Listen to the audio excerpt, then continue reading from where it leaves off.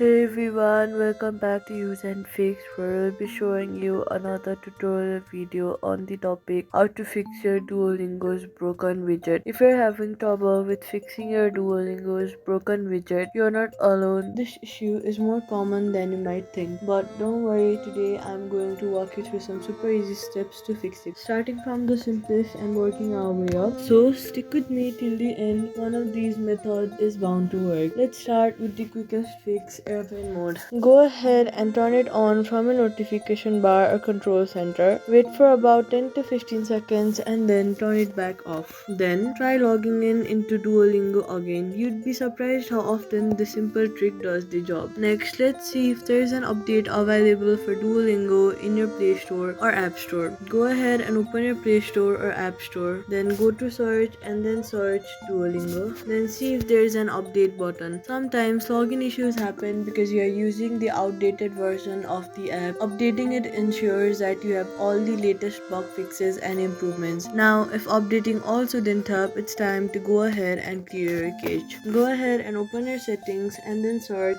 apps. Then click on the option of apps and then scroll down until you see the option of Duolingo. Now again scroll a bit down, then you'll see the option of storage, and now on the bottom right corner of your phone you'll see the option of clear cache. So hit the option of clear cache. If you're using iPhone, the closest solution is deleting and reinstalling the app, which we'll get into in a second. And if none of the previous methods help, it's time to go ahead and delete the app Duolingo from your phone and then reinstall with all the latest files and settings. In many cases, this is the final fix that solves stubborn problems and many more. And there you go. One of these methods should have helped you get back into your Duolingo account. If it did, let me know in the comments and give this video a thumbs up to help others too. And hey, if you like simple tech fixes like this, consider subscribing. Thank you so much for watching and I'll see you in the next one.